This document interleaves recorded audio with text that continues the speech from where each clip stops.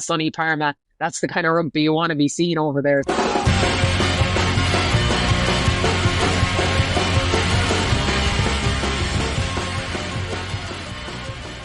Hello and Kate Míle Fáilte to Mother Rucker, the podcast all about Irish women's rugby. Join me, Ailbhe O'Nolan. And me, Cian Willor. As we bring you the latest on the Irish women's team, from squad selections to match analysis and everything in between. Each week we'll be joined by some of the biggest names in Irish women's rugby to get their insights, stories and behind-the-scenes perspectives on life at the top of the game. If you enjoy the show, be sure to follow, rate and subscribe wherever you get your podcasts. It really helps us to grow. Now, strap on your scrum cap, get stuck in, and let's talk Irish women's rugby. Welcome to episode 3 of Mother Rucker, the podcast dedicated to Irish women's rugby. Joining us again is podcast regular and rugby savant, Chloe Pearce. Welcome, Chloe. Cheers, thanks for having me. Good to have you back again. So today we discuss round 2 of the Six Nations as France took on Scotland in La Rochelle. Wales hosted England in the Principality Stadium and Ireland faced Italy in Parma. Saturday saw 2 very dominant, well-drilled sides take on opposition that were probably quite under-resourced and under-supported. The result was a foregone conclusion, really, and a real window into how investment in the women's domestic game pays dividends, I think. On Sunday, on the other hand, Italy versus Ireland saw what should be 2 well-matched sides, but a very, very dominant Irish side. Chloe, we showed up in almost every facet of the game, I think. Yeah, I thought 1 to 23 we were absolutely incredible. I thought we backed up the defensive effort that we had shown against France. We were incredible. We were they just never say die attitude. That defensive set at the end of the first half was one of the best defensive sets I've seen in a long time. I thought we were really good last week.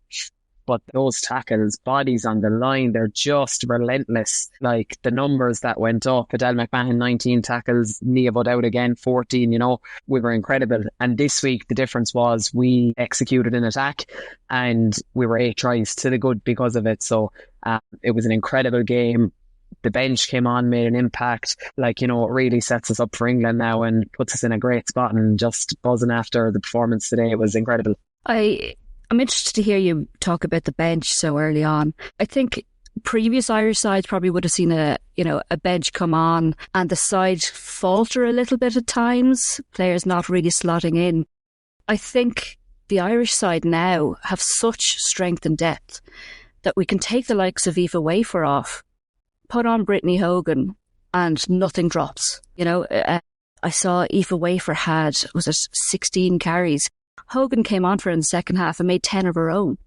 This competition for the side is incredible. For you, what are the real key positions where we have that depth? Yeah, I think the back row is definitely one of them. I would imagine Brittany was desperately disappointed to lose her starting spot from last weekend. And I'd have been disappointed for her, but, Adele McMahon then starts the game as captain. And she, Adele is a real defensive player.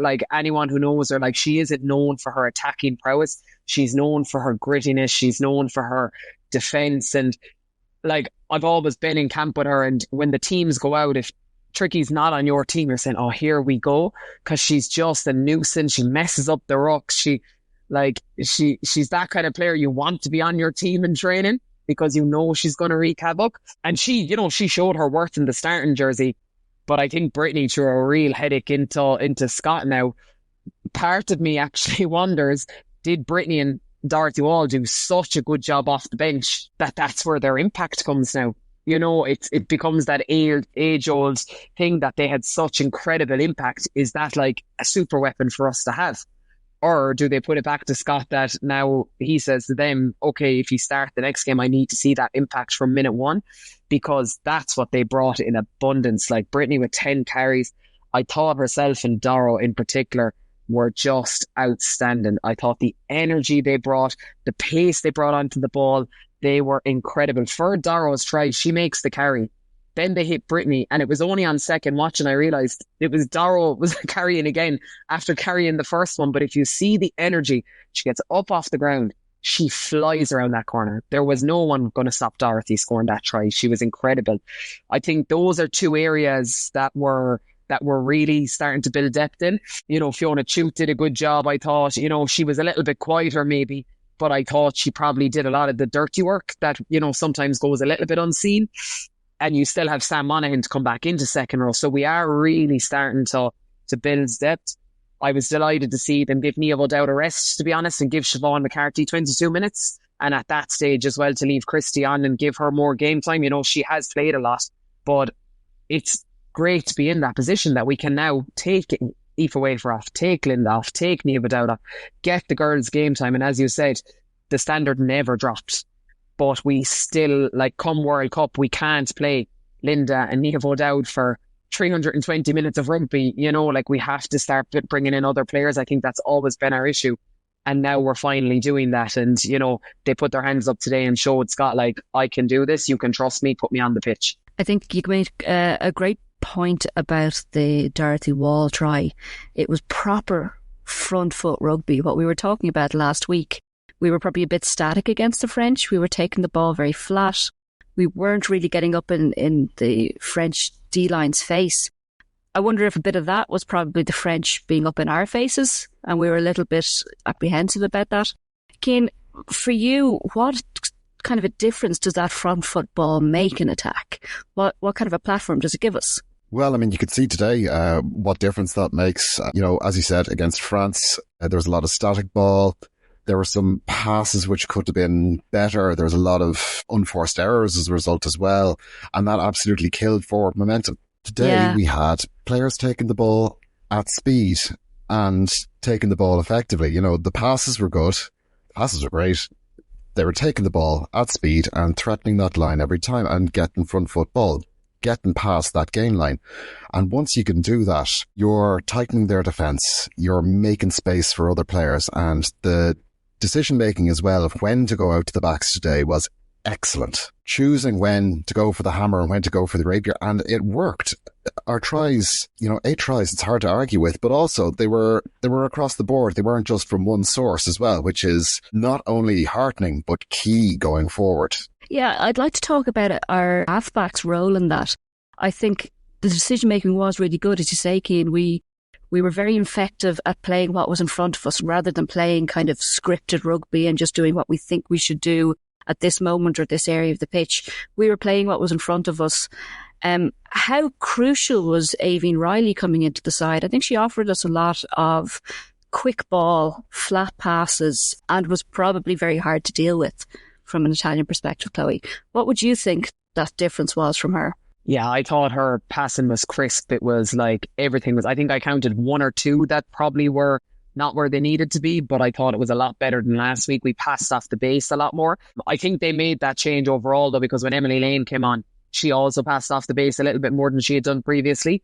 Now, Emily also had 2 incredible snipes, and she was unlucky actually not to score. So, she also had a point to prove after losing her jersey. Based off the 2 performances, I think Aoibhinn is probably the 9 at the moment. Her passing was incredible. Dana had so much more time on the ball. She moved the ball well. I thought Dana had a great game. Aoife Dalton got player of the game. I thought Dana marshalled us really well. I thought she kicked really well when she needed to. Her kicking was much better today off the tee. Look, she was 7 from 8. A lot of touchline conversions. Her kicking was superb. But the difference is today, were quick. As Cian said, we had such front football. Our latching was exceptional. We were worried about the Italian threat at the breakdown. That was obviously something, they targeted and we had identified because they didn't get a sniff today. So, the latches did their job, the barrels did their job, and then it was on a plate for Aoibhinn, who just served exceptional passes today, which allowed us to keep playing on top consistently. It was a joy to watch, sunny Parma. That's the kind of rugby you want to be seeing over there. So it was really, really good. And then you have speedsters out wide who, were lethal finishers. They were incredible. For me, a real difference in attack today as well. And I didn't hear her get a lot of mention by the comms or in any of the post-match stuff I've seen. Stacey Flood was absolutely key. She came into the back line a lot and she came in quite centrally, I think, as an extra playmaker. And I think that was incredibly effective. She's somebody that can put people through holes quite easily. What does that do in an attack, Chloe? When we're allowing the 15 to come into the line and give us that second playmaker, is that what kind of connects the backs better? Is that what was the difference today? Or do you think it was just a general cohesion and a better communication from all of the backs? I think the backs actually just had a little bit more depth and structure today. Bringing Stacey in, and it's funny because you see it in the men's game a lot, like Leinster do it a lot with Hugo Keenan. And then Ireland do it a lot with Hugo Keenan as well. And Munster similarly with Mike Haley, where they can come in and play that playmaker role, which relieves a little pressure from your 10 as well. They're not always the person having to make those decisions. So Stacey doing that was just brilliant. Like, she didn't do it last week, but she was out wide a lot last week, you know. But as you said, she came in a little bit more during the 15s. I just thought this week she squared up really well and attacked the line. I thought Dana attacked the line a lot more. Like, that try that Dana pulled back, that's something we haven't seen her do, where she actually brought the ball to the line. So she's then a genuine attacking option, and she pulled it back, and Stacey's square around the corner to put Anna McGann in, I just thought was exceptional. It would have been so easy for her to either give it too early, like just to ship it on, or just drift across the pitch. But now it all came from a really good line from Aoife Dalton. You know, she ran a really hard line, and it kind of tied in the Italians, and one of them jumps out, but Stacey then I just thought it was brilliant. That J line to square up, to give it on a plate to Anna McGann to dot down in the corner. It was brilliant. I was, not that I was, nervous about Stacey last week. I didn't think she had her best game last week, but today she really showed why she's, going to hold on to that 15 jersey, I think, for the series. Yeah, I think Stacey Flood and Dana O'Brien were incredible in terms of their calmness on the ball today. They just seemed to have so much more time than realistically they probably did. They were just cool, calm and collected. And like you mentioned, that Anna McGann try, I think that was textbook. If I was to be coaching a young side of players, I'd be taking that as a perfect example of how to hold your defender and how to leave space for the winger. It was absolutely textbook. She recognised that she was running out of space. She hammered on the brakes and soft hands to McGann. I'd say McGann is delighted to get such a try, but she still had a lot of work to do, to be fair. And I think in attack, we probably went to the edge a lot more today and very effectively. And I think, we mentioned handling errors in previous games, and Keane in particular, you were talking about those handling errors. We couldn't get to the edge against France nearly as effectively. Again, that hard French D-line was probably part of that. But those, cutting out those handling errors just unleashed our wings quite effectively. I'd like to talk about the defensive game a bit. You mentioned there, Chloe, towards the end of the first half, like you said, one of the best defensive sets we've ever done. Again, in the second half, kind of midway through the second half, we were under pressure a bit as well. But everybody on the line at all times, nobody gave in. A lot of double tackles, a lot of dominant tackles. Like you mentioned, Del McMahon, really, really great defensive game, 4 dominant tackles, top amount for the team. In terms, Keane, of defensive structure, what is effective in terms of defence and what could be improved? Well, we saw a lot of really committed physicality in defence today. They were connected. There was good connectivity for the most part as well. And I'll touch on that a little bit later on as well. But in terms of dominant physicality, I mean, we were 13 dominant tackles to their 17, which is pretty decent. They're not a small Italian side. Del McMahon, Ruth Campbell, Nevo Dowd, ridiculous tackle numbers. And, that is part and parcel of the game. Even when you are running away in attack, you are going to have to defend for long periods of time. And those standouts in the 22 were outstanding. They were absolutely fantastic. Disciplined, patient, physical, just really highly effective as well. And then when we did get the turnovers, we cleared the lines. That's another change again from last week, which isn't quite deep, but it's very, very highly linked to it. On the other side of it, in the first half, we did see we were vulnerable to quick ball, and our pillar defence just wasn't covering them on the quick ball off of rucks set pieces. We gave very easy yards up a couple of times, and it's hard to be critical of the performance today, but that is one thing that they're definitely going to have to look at, and it's good to have work-ons, and there definitely are. It's not a huge issue to fix, and I'm confident that they will, but definitely that's one to be looked at. Yeah, you don't want to, I suppose, England is their next match in 2 weeks. You don't want to show them those little bits of weakness, because England will target those, and England will know exactly how to target those most effectively. yeah, I think the pillars at times were probably just, a fraction too late to set and gave them that space. I think for the Italian try in the first half as well was quite interesting to see Stefan, break from the back of the scrum. She threw a dummy and she sold it so well, only to go over and score. That kind of thing, I think we should probably, back that inside player and make sure that we're shoring up those kind of holes. The second Italian try, I think, was a point of controversy. Chloe, what do you make of that? Legal?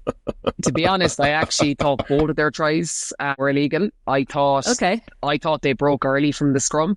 For the first try, I'm being really cynical here, but I thought Tunisia went early, which meant Adele went to go, then came back, and then Stefan broke, so she was a second behind. I thought it should have been looked at. I really did. Now, look, Adele will be disappointed not to have gotten off there, but I think Gavin has to stay on that until she knows Adele is going to make that tackle. And if it means we end up using the touchline, it means we end up using the touchline.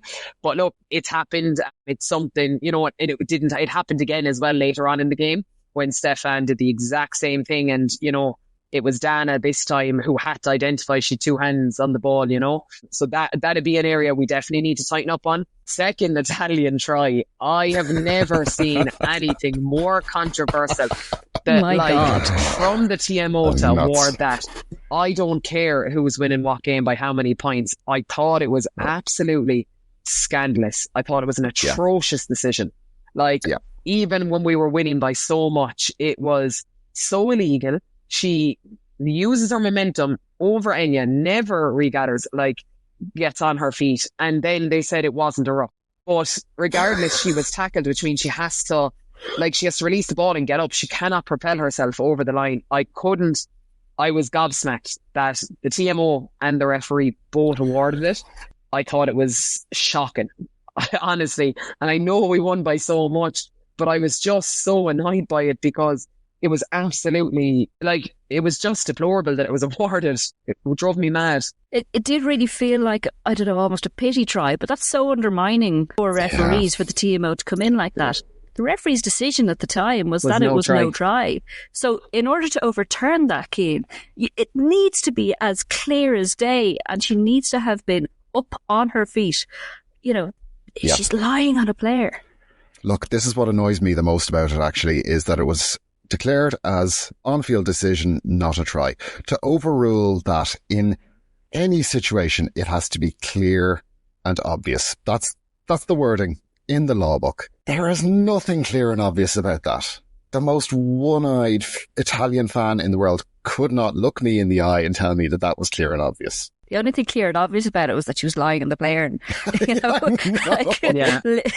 it was just so blatant. And I don't blame Rigoni. She's a fabulous player. Yeah. She's somebody who just looks for opportunity even when there isn't any. Yeah. And that was a prime example of it. I mean, if that's me and I know that the try line is literally just behind me, I'm going to do a somersault if needs be. But the referee and the TMO in particular just need to say, come on, no, not allowing that. It's the player's job to try on anything and everything they can get away with. It's the ref and it's the referee team's job to say no when it's not allowed, when it's not allowable. I mean, how are you supposed to defend against that? Impossible. Absolutely impossible. That's how it's not fair. I'd like to come back to talking about Ruth Campbell. We talked about her being, really effective in defence. I think she's probably somebody who's not getting a lot of mentions in the media. But she's such a young player. She's, is it 5 caps now? She's so effective. She's, nobody's questioning her position. She's getting that starting jersey every time. Her work rate is absolutely immense. Are you surprised, Chloe, by how effective she is? No, not remotely. Not since she came on the scene last year with Leinster. She is a nuisance to play with. She's someone now who rubs people up the wrong way. I love it, but I hate it, that kind of way. But you love it when she's in green, yeah? Yeah, I love it when she's in green. When she's wearing blue, I absolutely hate it, but I'm not remotely surprised. I thought she actually would have got more time with WXV than she did, because and what I feel like they're actually underutilising her is her line-out work. Because having played against her in a club side and a provincial side, her line-out abilities are really good as well. So I was glad to see them actually use her in defence today because they didn't last week. And we used her once or twice in attack too. But I would definitely use her as an option more. She's an incredible line-out operator too. Maybe just a little bit, they don't want to put the pressure on her because she's a little bit younger in terms of giving her the calling or anything like that. But I definitely would use her. Her physicality is unmatched. She isn't as stocky and maybe as big as, Darrow and Fiona Chute and Sam Monaghan are. But for what she lacks in weight, she brings in sheer aggression. Her rookie numbers, while they're not openly in the stats, were through the roof last week. And I just think she is like a dog with a bone. And she is an incredible, work rate. Even in the Celtic Challenge, I thought she was superb in defence. She's just relentless. So I'm delighted to see her get an opportunity. She may stay in green now and away from blues and everything else that I won't have to deal with her ever again, hopefully. But no, I think it's great to see a young player like her get the backing. And I think she's done a super job. And I can't see why she won't hold on to that jersey for that England game. She strikes me as somebody who has just an innate sense of confidence. She's somebody who just plays with her head up and is hungry for more. The Irish mindset as a whole, I think, is probably embodied by her. At no point today, while there were the odd error, there was a kick to touch, there were some passes that didn't go to hand, our mindset is so rock solid. Is that something that has been developed within the culture of the team more recently? Is that something that's built because we've had a successful 2024?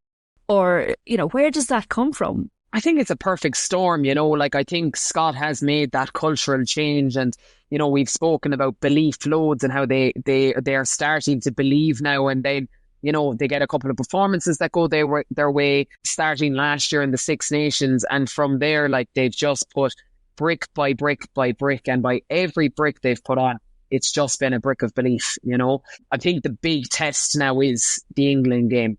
That mindset has to be the exact same. It has to be rock solid. And obviously, we lost against France, but we didn't falter. I'd love to see us bring it to England because we literally have nothing to lose. Nobody, regardless of where we're going. And look, maybe the chats in camp are different.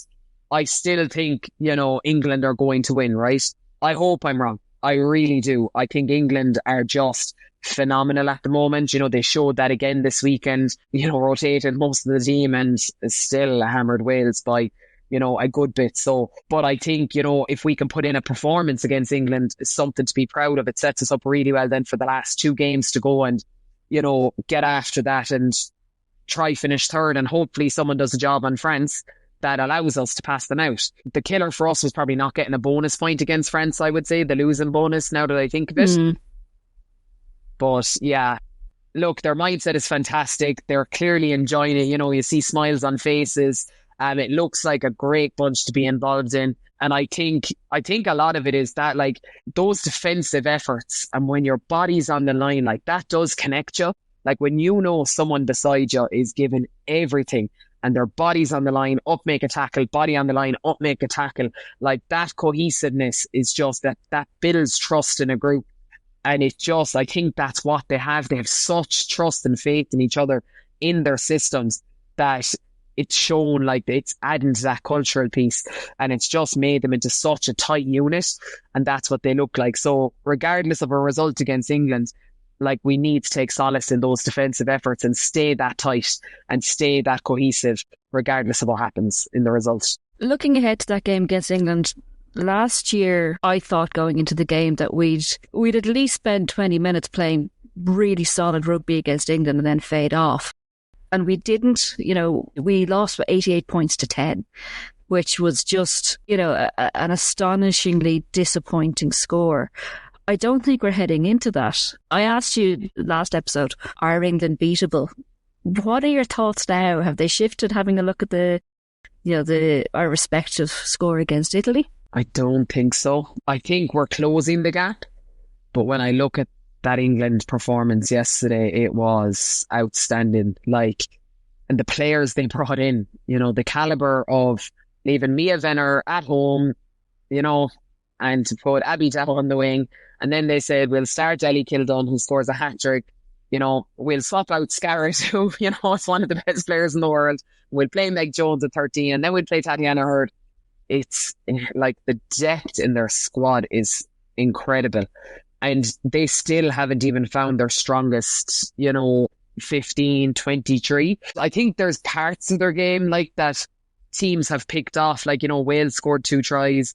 Italy last week did incredible to defend.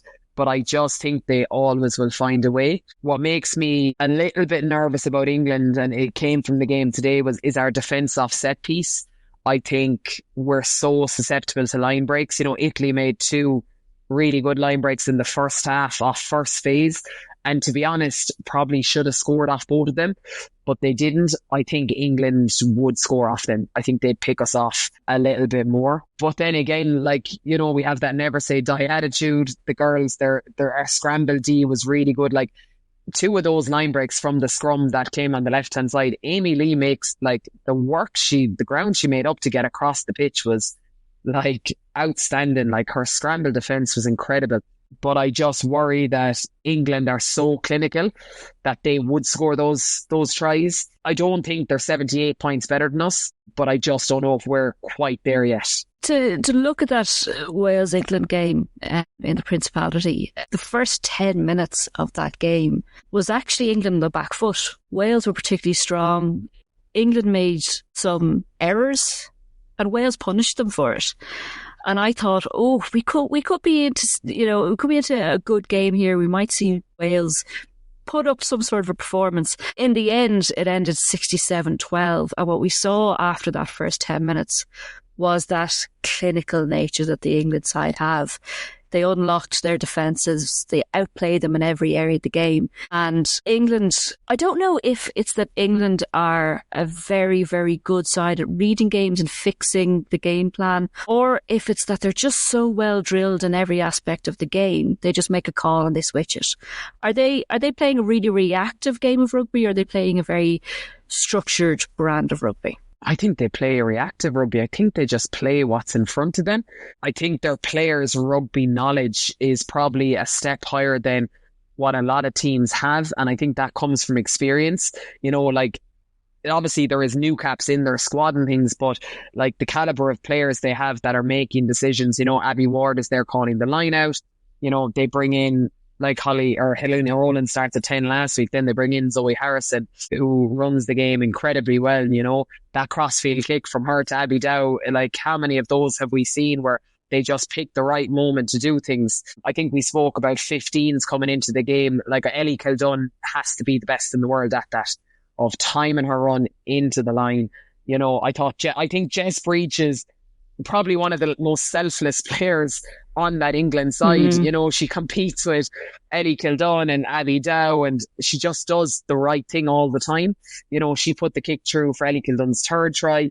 She probably could have scored one of Abby Dow's tries, but that does the right thing. I think she's so selfless. They just have such variety in their game, England. Their power game is so strong. Their maul is so strong. Then they have backs who can and score from anywhere. They had a real mix of tries as well between backs and forwards, showing that variety that they have. The only thing we probably didn't see was that big maul try. Usually you see Lark Atkin Davis get 3 tries when you see 67, so that was probably the only thing we didn't see. But we know they have that capability, right? So you have to be able to defend that too. But look, our defence is desperate defending. We just don't stop. So hopefully we live with it. We live with that power game. We put in those doubles and those triple tackles at times, and that scramble D of just never say die attitude, and then try get some turnovers, and hopefully then we can get Amy Lee on the ball and we can get Anna McGann on the ball, and we might be able to pose them some problems. From a tactical point of view, going up against England in 2 weeks' time, is there any weaknesses to target, or what do you think the approach is going to be from an Irish side? How can we unlock them, or can we? Yeah, I don't know. I think the kicking has to be as good as it was today. Dana found grass a lot today. It was, and then part of me late in the game thought, is this just really poor Italian positioning, or has she just, everything she kicked today? I know obviously there was 1 or 2 out in the full, but most of the time her and Stacey's kicks, they did find grass. We'll have to do that against England, because if we kick directly to the likes of Ellie Kildunn, the likes of Abby Dow, it could be it will be that 88. if we don't find grass and get our connections in defence and build that green wall and have them run back at us, I don't think we'll change the game plan. I think we'll stick with it because he's going to try develop that. And if you throw it out the window just for England, what do we do the week after? I reckon we'll stay with it. But today we actually showed a lot of variety in the game plan. Like I thought our decision making when we kicked was really good today. And then we played at times and we sweeped really well. And Eve, got 2 passes from the forwards and got straight into that line. Like that's what we're going to have to do, is just have that variety in our attack. If we're going to, play with England, we can't just carry hard. We can't just go out the back all the time. We need to have all options on at all times. And then hopefully we will score tries and hopefully we will put it up and we will get turnovers. But I think if I was to say, how do you unlock that England defence, I'd be sitting up in the HPC right now in an Irish coaching box, because I definitely don't know. Looking at Wales, they lost 4 of their own lineouts and they missed 28 tackles. I think a lot of that is just how good England are at hitting the line. They're so effective. They're so strong. They've got, like you said, an enormous pack. I don't want to ever tackle the likes of Byrne. Not a hope. I'd rather tackle a truck. Do you think Wales fell off in the game a bit as they were just, ground down? Or do you think that, they just don't have what they need yet? Their pack is probably a little bit smaller. What can Wales do over the next season or two to try and become a more effective side? Yeah, I think that Welsh team definitely needs a bit of depth in it, which is tough when you're going into a World Cup year and you're probably going to have to play your best team consistently over and over. But I think they just like that got tired, and then like space opened out wide. And, it is, as you said, you don't want to ever tackle Sarah Byrne. And then Maud Muir comes on, good luck. Good luck on that. And Hannah Botterman comes on when Matt Carson goes off. It's like a worse nightmare. They must be exhausted and soaking tackles. And eventually then it's like we said with the Ireland game, England are just playing on front football. You're constantly going backwards, then back, to the offside line. It is exhausting and it's relentless. And those spaces just opened up out wide. But like that, I think Wales are just lacking that depth in their squad versus what England were able to do in empty benches, but also swap half the team out from last week, and even looking at England, like Abby Burton gets her first cap after what is like one of the most incredible and mad stories from previous, and she scores 2 tries. Another back row for the English team. That's fantastic. Great. For every other team in the league, what else did they need but another back row? So yeah, I think they just ground Wales down and Wales just ran out of absolute steam. But I'd imagine it was from exhaustion. They had played against Scotland and it was, a very tough game for them. So I'd say there was tired bodies, and a lot of their girls were also playing in PWR the week before. I'd say a lot of it was tired bodies. I'd like to touch on that Abby Burton piece, actually, because like you said, it's such an incredible story. She contracted a very rare brain disease, is my understanding of it, but she was initially misdiagnosed. She was actually sectioned because what they thought was going on was psychosis. And it turns out she was incredibly ill and was in a coma and had to learn how to walk and learn how to talk again. And then she's coming on and she's scoring 2 tries. It's just astonishing to see that somebody could come back from that. What a story. What a player. I have to say I was really, really delighted. And I know that she's in that position because England were down a back row. She probably wouldn't have had a chance to come in and do that, but I'm so glad to see her come on and score those 2 tries. I think it was a real big moment for the English team. And I have to say, as an Irish fan, England are likeable. And I don't want them to be likeable. And I don't want stories like Abby Burton to really lift you up. But it's just phenomenal to see that they're a very, very good team and they're very easy to watch. But yeah, I just wanted to touch on that Abby Burton story. It's phenomenal. So looking at France-Scotland, again, I think we saw what was a very well-drilled side. The French they play what's in front of them. They're so creative. They're so responsive. And then the Scottish side that really struggle to handle them, really struggle to adapt. to the French style of play. I felt Scotland were probably just, almost paint by numbers rugby. It was so scripted and so structured, and they couldn't move from that. Chloe, when looking at that game, Bourdon Sansu is just phenomenal. She's such a playmaker for them, but she's not the only one. There's such creativity across that team.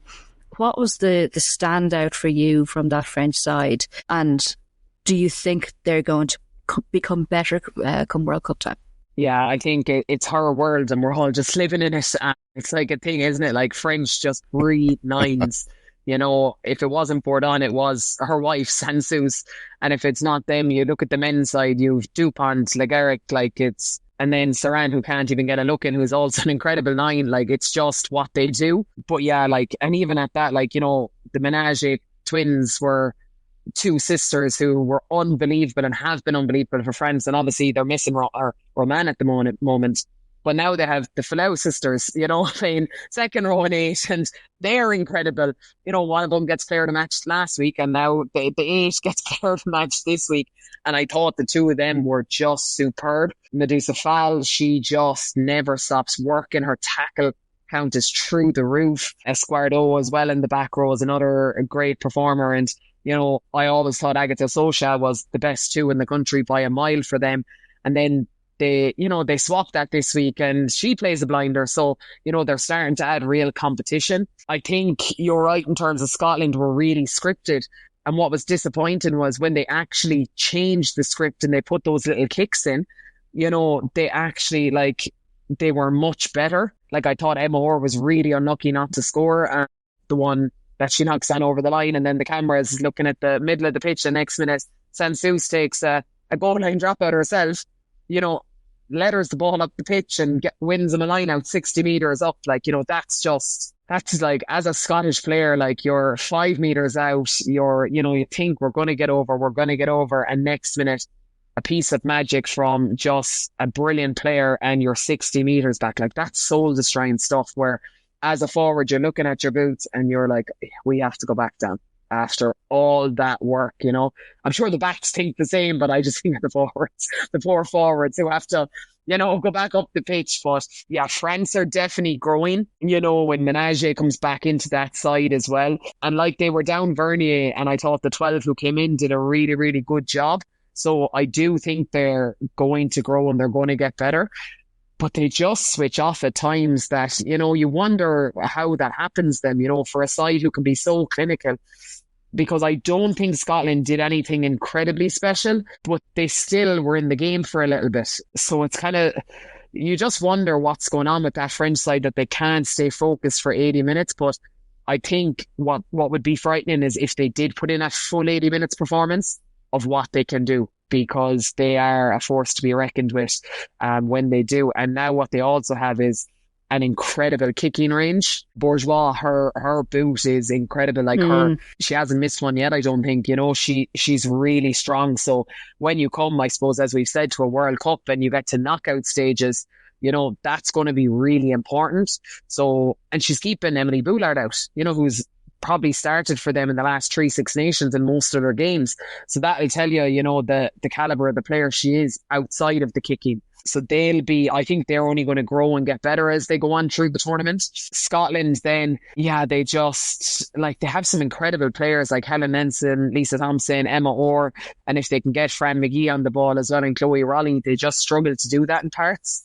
But they're still a really good side. I still think that's going to be a tough game for us over there. We'll have to be up for it like we were today, to be honest. But they're not something to be shirked off.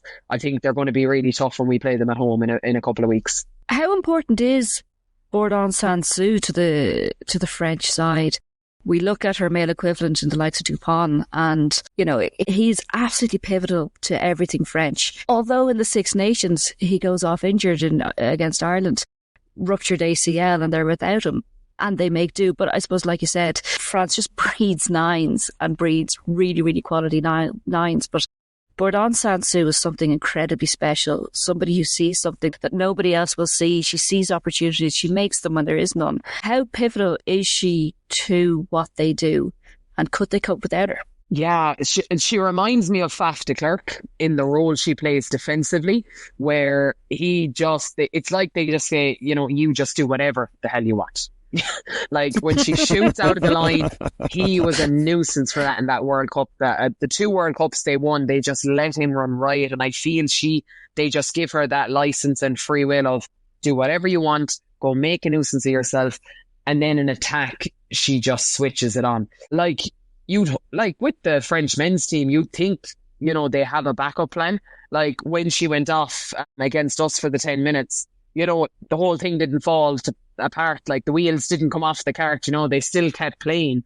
But she's definitely pivotal and she's a special player. And like they will want to keep her fit for the World Cup and keep her fit all the time because she just has these magic moments. She, like the drop goal, like who saw that coming in? It was ridiculous. It was absolutely ridiculous. And what's funny is I was at a seconds game today and we had a goal line dropout. Our Bulls team were playing and it was a goal line dropout and I was joking and I said, drop goal.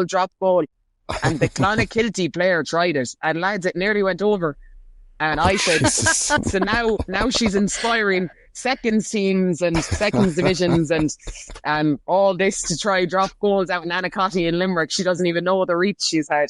But I tell you, the 10 nearly knocked it over. I would have ran onto the pitch and celebrated her if she did, even though it was against Tar Gardens. It's so unusual to see drop goals, though, in the women's game, even at the very, very top level.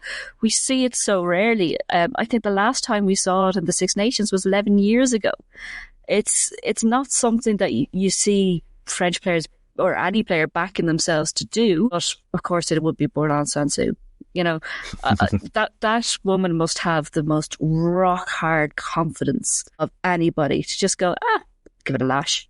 Of course it flies over. She's an absolutely phenomenal player. So if we look at the final scoreline, France versus Scotland, 38-17, do you think that was a good representation of the game? Or does it flatter Scotland a little bit? I think maybe about 10 points. I would have thought France were maybe worth 10 points more.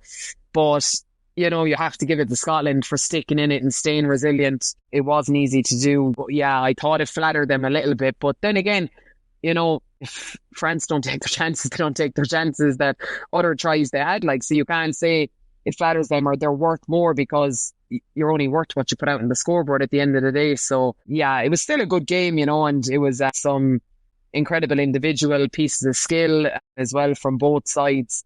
But I think France are going to continue to grow and Scotland equally will also. They're going to target our games and our game and the Italy game. I'm sure they'll be up for those. But I reckon they probably thought after the big win against Wales that they'd be a lot closer and in recent years against France, but unfortunately they just didn't. Quick question for you. Who is the most underrated player you've ever played with or against? Oh, put you on the spot. Yeah, really put me on the spot. Currently, I think the most underrated player is, and I'm going to be biased here, is Aoife Corey for you elbows. I think she is one of the best fullbacks in the country. Her only downfall is she's not a kicking fullback. And this is what's keeping her out, I think. But when I look back at that AIL final against Railway in the Aviva, it was one of the best performances. Like Chisholm got all the glory, right, for the tries and everything, and Cage for putting it on a plate for her. But in attack and defence, Aoife Corey was incredible. And she has been all season for us. And for Munster as well, she's always put in big performances. She's actually up in camp now. So it's been great to see her recognised. I think, unfortunately, because she's not a kicking fullback, she's just not going to get a look in for now. But that's a part of her game. Look, she's only 23, 24. I think she'll develop as she goes. But yeah, for me, I think, now we say she's underrated. We highly rate her, we rave about her. And in Munster, we do as well. And I think she's incredible. But yeah, playing with, I think she's underrated. Underrated playing against, Niamh Byrne for Railway. I think she's, I felt like she got her first cap over in the 2022 Six Nations against England. when Emer got hurt, she came off the bench and she was thrown onto the wing, I think. And I don't know if she ever played again after that. Like, but I just thought she was thrown into the real deep end that day. It was, you know, it was quite rough on her, but she's a railway stalwart. She's incredible in the breakdown. She's a real defensive leader.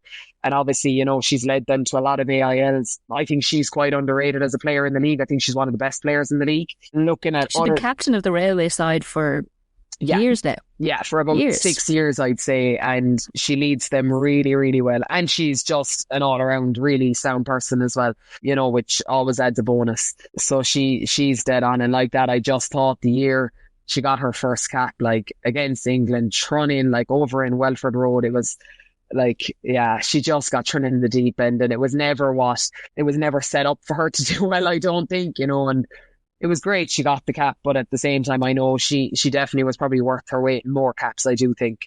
So looking ahead to next week and the English game, it's obviously the biggest game that we're going to play.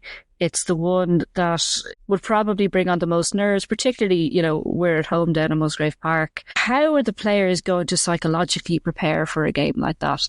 They've 2 weeks now, break week, time to kind of gather and focus themselves, a rest time. But, I mean, there has to be some big nerves going into playing, you know, the best team in the world. How do they prepare? Yeah, I just think the opposite. Like, I think there's no need to be nervous. Like, I just think no one expects us to win this game. Now, again, in camp, they might think differently, but I think the outside noise is no one expects us to win. And I think that's the message they go in with, is no one thinks we will win this game. So I think they'll have a chip on their shoulder of, let's show everyone why we can win this game. So yes, there might be nerves from like younger players, you know, like Ruth Campbell. Like, obviously it's going to be her first time playing England. Anna McGann as well. So, you know, there will be a couple of performances from some people who will not have played against them. But I think the France game might have set it up of, you know, this is what it's going to be like for 80 minutes. It's going to be that line speed, that running into walls, running into brick walls. That's what it's going to be like. I do think it's coming at a good time where we have the week off, because there will be sore bodies, even though like we spent a lot of time scoring tries today. You know, we defended a lot as well. Like, they had more of the ball than we had today, which was a surprising statistic to me. And they had more territory than we had as well. So I think the girls just have to go and play with smiles on their faces. There's nothing to lose. You know, I think we played for a performance, not for a score against England at the moment. And they'll pick out opportunities and they'll pick out things we can work on, and we'll pick out like times when we defend really well, and we'll take solace from those. And then we move on to the next one. But I wouldn't be nervous about it. I think, you know, it's Cork has become, you know, kind of a nice home, the same as the Kingspan for that Irish side. You know, I played down there once when we played Italy, and we got incredible support down there. Again, obviously Munster bias, it's a great place to go. But I think the girls will be excited to be at home down there, and it's like they've already sold out one of the stands. There's only tickets left for the terraces, so hopefully they can fill it out and just have a great day out of rugby. But we've absolutely nothing to lose, and as I said, we're brick by brick getting better every single game. So why not, you know? And I think that's the attitude they'll have, is why not believe we can beat England? Nobody thought we'd beat New Zealand, and they did. So, you know, and again, I hope they prove me wrong. So that would be great. I'd love to sit here in 2 weeks and hold my hands up and say that, you know, I was wrong and the girls went and they did the unthinkable again. It would be incredible. So that's the attitude they need to go in with. It's the hope that kills you sometimes, isn't it? It is. So lastly, just looking ahead to the starting 15 for next week, we made some big changes, 3 changes coming into the Italy game. Wall, Hogan and Lane all lost out. Do you think there's going to be any major change to the starting lineup? Do you think, like you mentioned earlier, Wall and Hogan off the bench were absolutely incredible? Do you think they're pushing for that starting jersey? Who would you like to see? Yeah, it's, you know, like that impact was fantastic today in a game where the Italians were tired after 60 minutes and we got to bring the girls on. I think we're going to need that physicality from minute one. So I think Doro will get back in, and I think Fiona will drop to the bench just from that physicality, energy standpoint. Unfortunately for Brittany, I think Tricky will still start because of that defensive effort. And I think we understand that we're going to need that against England. But I think Erin King and Aoife Wafer will hold their places. So I think Brittany might find herself on the bench again. Now, unless they just change it all together and they took Aoife Wafer off her early. I had heard maybe she was carrying an injury. Yesterday I'd heard that. So if that's the case, then do they just say, right, we start Brittany and give her the week off and see, because we know how crucial she's going to be in the rest of the games? Or maybe today they just said, with the injury, we'll take you off for 20 minutes to go because this game is wrapped up and tight and she's actually fine. It could have been that as well. But I do think I would start Darrow. I think we're going to need that grittiness from Tricky. So I think she'll hold her spot. And I think, unfortunately, really unfortunately for Brittany, she'll find herself on the bench again. But I'd keep Aveen at 9. I think she did really, really well. Emily Lane did well when she came on, but I thought Aveen was the difference today with the speed of ball. I thought it was super. Yeah, I think Aveen does a really good job at just controlling the tempo of a game. She's very calm on the ball. I think you're right. I think Chute is probably not going to start the weekend. I think she did absolutely nothing wrong today. But Wall just is that powerhouse of a player. I think Wall's game has come on hugely since she went over to England as well with Chiefs. She's absolutely performing out of her skin. Chloe, coming into the game in 2 weeks' time, what would you consider a success from Ireland? Is it getting to within a certain amount of points? Is it seeing a cohesive defensive game from us? Is it managing pressure really well?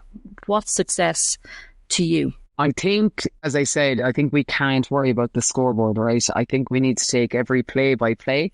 For me, success would be us still performing for 80 minutes. What would worry me would be something that would happen like Wales, where we said, they got so tired and then the dam just opened and England scored 67 points. And that's kind of what happened to us last year, and they put 88 on us. I think we're a much better side than that now. I don't anticipate that happening. So I wouldn't be concerned about the scoreboard. I just think it has to be that complete performance and having those big defensive stop-outs for, it is going to be longer periods of time. They probably will hold on to the ball a lot more than Italy did today. But I think we are a different team than when we played England last year. We're much more confident. We have grown so much in the last year. We're like two different teams than we were, and a lot of the players are the same. Obviously we didn't have all the sevens, but there is a lot of players the same that are in there.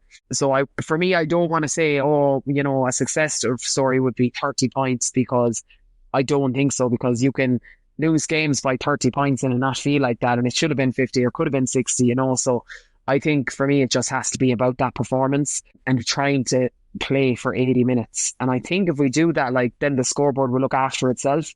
But yeah, I think just live and enjoy it, that we now want to be considered one of the best teams in the world. We're going up to fifth in the rankings.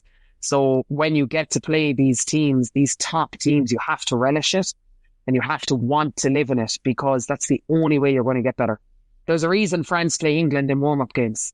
It's because they know they have to play them to stay relevant and stay in that tier 1 nation category. Iron sharpens iron, right? So we have to now want to be a team who wants to play England, the best team in the world, who wants to play New Zealand on more consistent basis. We laughed that we're 2-1 against New Zealand. We played them 3 times. Now let's be a team who plays them every year, because that's what's going to ultimately make us better. So yeah, I think this is going to be a great opportunity for us to show how far we've come, but also then to kind of show us this is where we still need to go. Yeah, I think in past years it's probably been a matter of surviving the game against England, coming out with as few injuries as possible. But I think going in, there's probably going to be, that opportunity, like you said, to prove ourselves, to play our game, show that our mentality is where it needs to be, even when we're under the cosh, even when the pressure's on. I think it's going to be an exciting game. So 2 weeks' time, Musgrave Park, like you said, tickets are flying out the door. Please get down, get bums and seats, legs and stands, and roar on this Irish side. I think for me, the best atmosphere you'll ever find is one of those big games against England when the place is packed out. And I think we're going to really, really roar them on. So, Chloe, thanks again for coming in and sharing your rugby insights with us. Please be sure to follow the podcast so you don't miss an episode. And if you like what you hear, please rate the podcast also. From me and Cian, thanks for listening and keep on rucking.